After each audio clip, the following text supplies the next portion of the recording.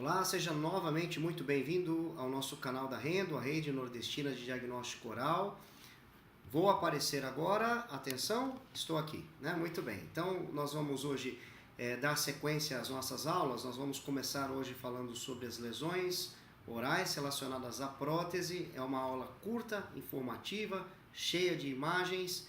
Então vamos, sem delongar essa aula, para aprendermos então sobre essas lesões. Então o que eu vou fazer agora? Eu vou ficar pequenininho, bem no cantinho aqui, porque não interessa muito aparecer a minha imagem.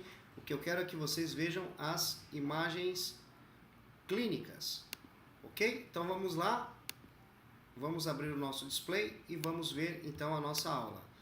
Então, lesões associadas a próteses. Então, se você está atendendo um paciente que é usuário de prótese odontológica, você deve saber pelo menos que essas duas lesões são lesões extremamente importantes. Estamos falando das estomatites protéticas, estamos falando também das hiperplasias fibrosas relacionadas às próteses. Então nós vamos ver imagens e vamos conectar o conteúdo aí, vamos discutir o conteúdo teórico rapidamente vendo essas imagens. Então a primeira lesão, a estomatite protética. O que é uma estomatite protética? Então, estomatite protética é uma lesão geralmente avermelhada, relacionada à base protética, de pacientes que já fazem uso dessa prótese por muitos anos e que muitas vezes não higienizam adequadamente essas próteses, ou até mesmo que essas próteses já apresentam alguma falha, algum defeito que propicia então o surgimento dessas lesões vasculares. Mas o que causa esse processo? Então, basicamente, nós temos um biofilme que se adere à prótese. Esse biofilme é um biofilme multiespécies, pode conter cândida, lactobacillus, streptococcus, e aí este biofilme em contato com a mucosa leva a essa reação inflamatória hiperêmica que nós estamos vendo. Curiosamente, a maioria dos pacientes não tem sintomatologia, não tem queixa clínica, e geralmente essas lesões são descobertas apenas através do exame oral. Então, esse caso último que eu acabei de mencionar, essa lesão vermelha relacionada à base da prótese, quem é a prótese? Essa menina que vocês estão vendo aí, toda quebrada, suja, gasta, velha. Evidentemente isso é uma colônia de férias, né? Uma Disneylandia aí para biofilme que se adere facilmente na base dessa prótese, pode causar essas lesões que eu acabei de comentar. Agora, interessante, você deve estar pensando, como é que eu trato, né? Daqui a pouquinho a gente já fala sobre isso.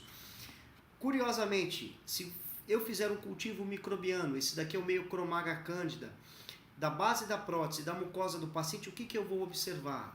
Eu vou observar colônias fúngicas aí relacionadas exatamente à base protética, que é o sítio de colonização primário, né? Onde tem o biofilme e esse biofilme muitas vezes causa lesões na mucosa. Pergunta, professor, mas será que eu não posso ter positividade também na mucosa para esses fungos? Claro que você pode, mas geralmente o problema está muito mais na base da prótese do que na mucosa. Vamos ver imagens para nós fixarmos o conteúdo e o componente. Veja que interessante essa lesão vermelha na região anterior do palato, exatamente aonde a área de contato da prótese se prende a mucosa, se fixa a mucosa, e a gente nota aí exatamente essa área vermelha ruborizada. Pode ser tanto uma superfície em resina acrílica, pode ser uma superfície metálica, não importa. Onde houver biofilme, você pode ter estomatite protética.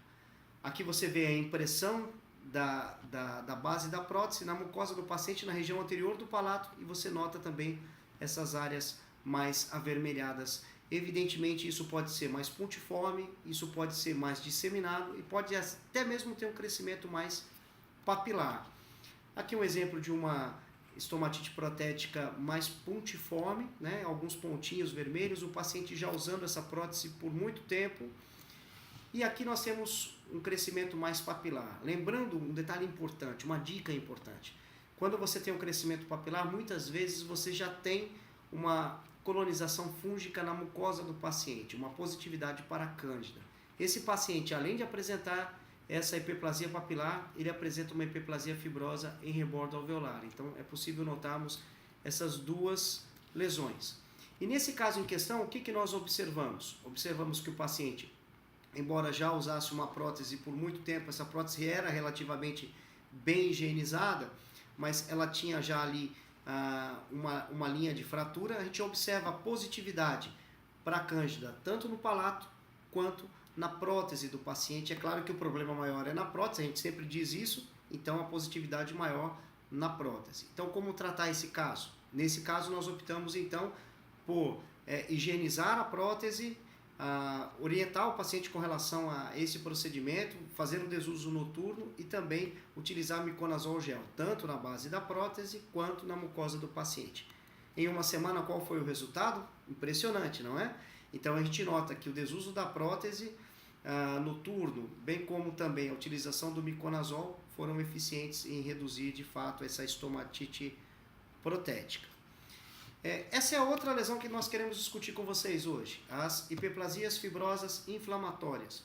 Imagine um paciente que use uma prótese por 20, 30, 40 anos. O que acontece com essa prótese? Então a base da prótese tende a ficar mais porosa e a borda da prótese mais afilada. E isso pode cortar a mucosa do paciente, levando ao surgimento de lesões hiperplásicas que podem recobrir a base da prótese, como nós estamos vendo nesse caso. E essa prótese, inclusive, já está mal adaptada, uma prótese bem antiga, não é? Olha que interessante essa imagem lateral mostrando exatamente uma lesão hiperplásica, uma lesão vermelha, porque tem um componente inflamatório em decorrência do biofilme que está na base dessa prótese, e essas lesões realmente podem ser grandes.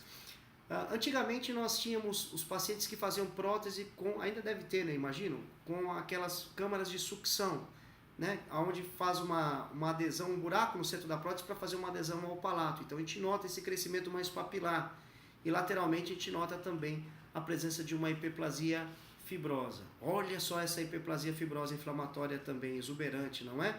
Então a gente nota lesões francamente hiperplásicas e também lesões inflamatórias.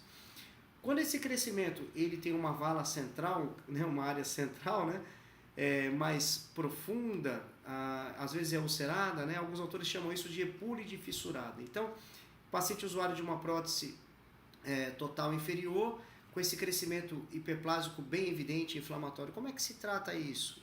Bom, o tratamento é remoção cirúrgica, né? Como nós estamos vendo aqui, depois de algumas semanas após a remoção, a cicatrização completa. Aí você vai falar, mas cadê o rebordo do paciente, né? Bom, essa é uma outra questão que a gente vai discutir num outro momento.